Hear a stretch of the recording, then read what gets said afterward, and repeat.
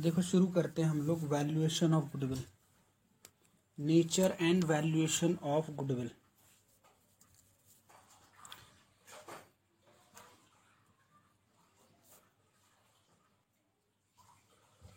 Goodwill valuation में सबसे पहले हमें देखना है कि हमारे पास गुडविल निकालने के मेथड्स कितने।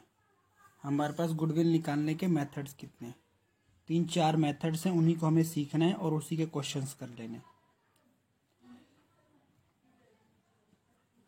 सबसे सिंपल मेथड और पहला मेथड है एवरेज प्रॉफिट मेथड।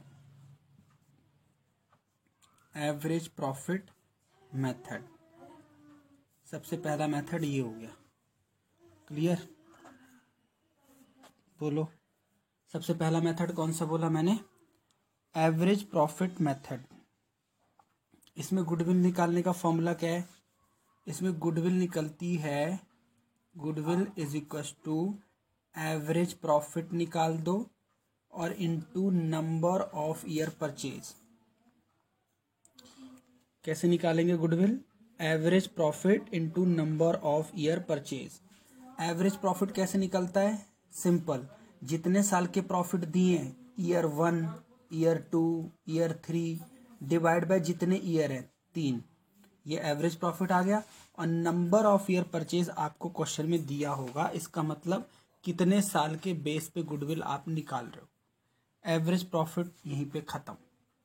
अब एवरेज प्रॉफिट में कुछ हम जब टफ लेवल के क्वेश्चन करेंगे तो एवरेज प्रॉफिट में एडजस्टमेंट्स हैं कि हमें प्रॉफिट करेक्ट कैलकुलेट करना पड़ेगा, वो हम बाद में सीखेंगे। अभी हमने ये सीख लिया पहला मेथड गुडविल निकालने का क्या है, average profit into number of year purchase.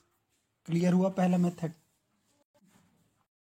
अब थोड़ा सा ये देख लेते हैं गुडविल है क्या और हम निकाल क्यों रहे हैं गुडविल। मतलब गुडविल का मतलब क्या है, निकाल क्यों रहे हैं, यूज क्या है। हम इस बुक में पढ़ने वाले हैं पार्टनरशिप। हम जब पार्टनरशिप पढ़ेंगे तो कई सारे पार्टनरशिप के केस आएंगे। क्या केस आएगा? एक तो पार्टनरशिप में कोई पार्टनर एडमिट होगा, या कोई पार्टनर रिटायर होगा, या पार्टनर का change in profit sharing ratio होगा, मतलब प्रॉफिट शेयरिंग रेशियो बदलेगा, या पार्टनरशिप फर्म डिसॉल्व हो जाएगी, बंद हो जाएगी। राइट? इन सब केसेस में हमें गुडविल निकालना बहुत ज़रूरी है। इन सब केसेस में हमें गुडविल निकालना ज़रूरी है। कैसे ज़रूरी है? अब जैसे मान लो एडमिशन का केस है, 3 पार्टनर बिजनेस कर रहे हैं, 1 2 3, ठीक है। एक नया पार्टनर बिजनेस में आ रहा है, एक नया पार्टनर बिजनेस में आ रहा है, तो जो एग्जिस्टिंग पार्टनर है वो उसको क्या बोलेंगे कि भाई हम इतने साल से बिजनेस कर रहे हैं, आप इस हमारे बिजनेस में अभी अभी आ रहे हो, तो हमारी जो मेहनत का पैसा बिजनेस में लगा है उसका आप प्रीमियम दो। तो इसी प्रीमियम के पैसे को वो गुडविल के नाम से जानते हैं। यानी admission, retirement, change in PSR के जब हम चैप्टर करेंगे तो सब में हमें गुडविल निकालनी पड़ेगी अलग अलग रीजन से। इसीलिए ये चैप्टर हम अलग से कर रहे हैं गुडविल वैल्यूएशन का। अब गुडविल है क्या? गुडविल का मतलब आपकी जो मार्केट में रेपुटेशन है, आपकी जो मार्केट में अलग से ब्रांड है, इमेज है, उसकी वैल्यू हम मॉनेटरी वे में निकाल रहे हैं, पैसों के वे में, अलग अलग फॉर्मूले से। क्लियर हुआ? इसका मतलब गुडविल अगर हम दिखाएंगे तो बैलेंस शीट में भी अगर हम देखें तो बैलेंस शीट में ये हमारे पास असेट साइड आती है और इसे हम क्या बोलते हैं, इनटेंजिबल असेट्स। गुडविल है, ट्रेडमार्क है, नो हाउ है, पेटेंट है, ये सब हमारे इनटेंजिबल असेट्स हैं। राइट? ओके। उसके बाद हम लोग थोड़ा सा और देख लेते हैं। अच्छा हाँ, अब गुडविल की 2 टाइप्स हैं। गुडविल की कितनी टाइप्स हैं?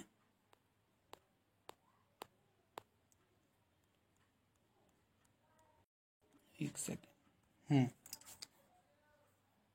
अब यहीं पे हम समझते हैं गुडविल की कितनी टाइप है। ध्यान से देखो, गुडविल की 2 टाइप होती हैं। एक या तो हम जो सेल्फ जनरेट करते हैं, एक हम क्या करते हैं, सेल्फ जनरेट करते हैं, और दूसरी होती है परचेज गुडविल। गुडविल जो परचेज करिए, ये गुडविल की 2 टाइप है। अब क्या फर्क है दोनों में? बहुत फर्क है। देखो, जब बिजनेस कोई खरीद लेता है, जैसे फेसबुक ने कुछ साल पहले व्हाट्सएप को खरीदा, तो व्हाट्सएप की गुडविल थी तभी तो खरीदा, यस और नो बोलो। आज से कई साल पहले ही व्हाट्सएप फेसबुक को लगा कि आने वाले टाइम में व्हाट्सएप बहुत ज़्यादा यूज़ होगा, और आज हो ही रहा है, तो फेसबुक ने व्हाट्सएप को खरीद लिया, है ना। ये सोच के इसकी गुडविल बहुत ज़्यादा है,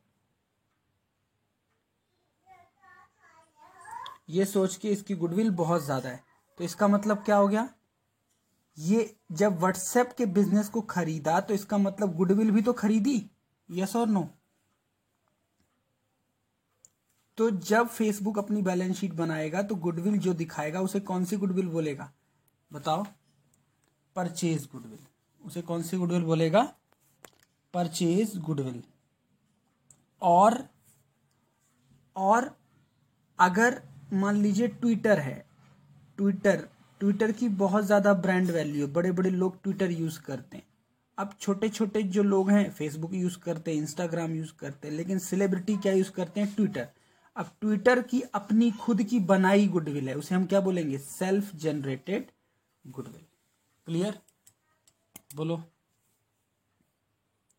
यहां तक क्लियर, कोई प्रॉब्लम। देखो इलस्ट्रेशन 3 क्या कहता है, ये हमारा एवरेज प्रॉफिट का क्वेश्चन है, थोड़ा सा अच्छा क्वेश्चन है, इंपॉर्टेंट लगा सकते हैं हम। देखो क्या कह रहा है, Sara, Tara and Zara are partner in a firm, profit and losses 3:1 में बांटते हैं।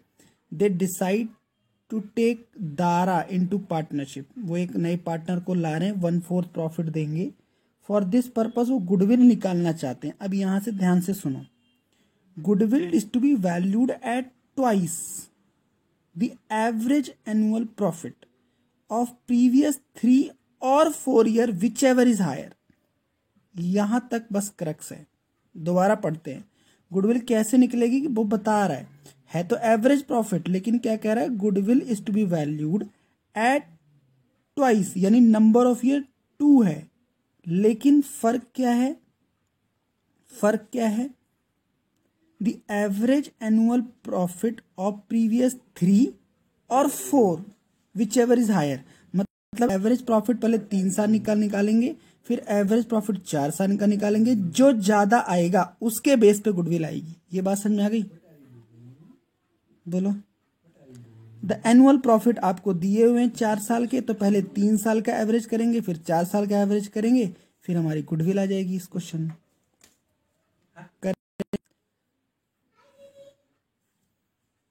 इलस्ट्रेशन 4 को इंपॉर्टेंट भी लगा सकते हो आप।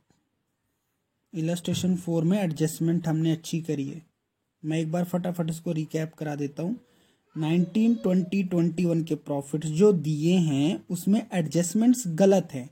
एबनॉर्मल लॉस, एबनॉर्मल गेन को एडजस्ट करना बाकी है, तो हमने इसको एडजस्ट किया। एबनॉर्मल गेन को क्या करते हैं, माइनस, एबनॉर्मल लॉस को क्या करते हैं, प्लस।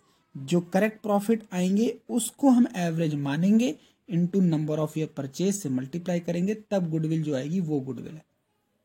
एवरेज प्रॉफिट मेथड से जो प्रॉफिट निकालेंगे वो करेक्ट प्रॉफिट होना चाहिए। ये नहीं आप कोई भी प्रॉफिट दे दोगे, हम डिवाइड बाय मतलब उसको नंबर ऑफ परचेज से मल्टीप्लाई कर देंगे, नहीं। गुडविल के लिए हमें करेक्ट प्रॉफिट चाहिए होता है, राइट। क्या पहचान है, 5th, यस। 5th क्वेश्चन एक बार पढ़ लो, सभी पढ़ लो 5th क्वेश्चन, फिर मैं समझाता हूँ। 5th क्वेश्चन में 3 एडजस्टमेंट है, वो आराम से पढ़ लो, कुछ समझ में आ जाएंगी, कुछ में थोड़ा सा इश्यू होगा, वो डिस्कस कर लेते हैं, करेंगे आप इसको अपनी नोटबुक में। देखो इलस्ट्रेशन 5th अच्छा क्वेश्चन है। सबसे पहले हमें 4 साल के प्रॉफिट दिए, नंबर ऑफ ईयर परचेज कितना दिया हुआ है बताओ, 4 ईयर्स, ठीक है। बट हमें जो 4 सालों के प्रॉफिट दिए हैं उसमें कुछ कुछ ईयर में एडजस्टमेंट है, जैसे 18 में, 19 में, 20 में, तो उसको हम एडजस्ट करेंगे। जब प्रॉफिट करेक्ट आएगा तब उसको हम मानेंगे गुडविल। तो देखो 18 में तो आपको सीधी सी हिंट है, पहला एडजस्टमेंट क्या कहता है, वो तो एबनॉर्मल गेन है। तो एबनॉर्मल गेन आप क्या करते हो बताओ, एबनॉर्मल गेन को हम उस साल के प्रॉफिट से क्या कर देते हैं, हटा देते हैं, ठीक है। सेकेंड एडजस्टमेंट क्या कहती है, एक मशीन खराब हो गई है 30,000, और मशीन का खराब होना हमारा क्या है, हर साल का लॉस नहीं है, कैपिटल लॉस है, कैपिटल लॉस है वो, तो उससे हमें वापस क्या कर देंगे, बोलो, add back. Third interesting adjustment है, थर्ड क्या कहती है, during the year 31 March 2020 firms asset were got insured, sorry not insured, ठीक है, due to oversight, insurance premium 10,000। भैया हमारा एक एसेट था, नुकसान हो गया, हमें इंश्योरेंस प्रीमियम मिला। यहां तक अगर क्वेश्चन बोलता तो इंश्योरेंस प्रीमियम को हम हटा देते, हम ये मानते हैं इंश्योरेंस प्रीमियम इनकम नहीं है, लेकिन इसने एक लाइन ऐड कर दी, it is a regular expense incurred every year, यानी ऐसे लॉस का होना हमारे लिए आम बात है, तो इसलिए इसकी एडजस्टमेंट को हम नहीं छेड़ेंगे, क्योंकि हम ये मानेंगे ये रेकरिंग नेचर का एक्सपेंस है। बात समझ में आई? थर्ड एडजस्टमेंट, जबरदस्ती नहीं सबको प्लस माइनस कर देना, उसको समझना है कि वो साल के प्रॉफिट में क्या ये होना चाहिए, नहीं। अब उसने खुद ही बोल दिया it is regular expense incurred every year, तो इसको हमें कुछ नहीं करना है, 2021 का प्रॉफिट करेक्ट, राइट।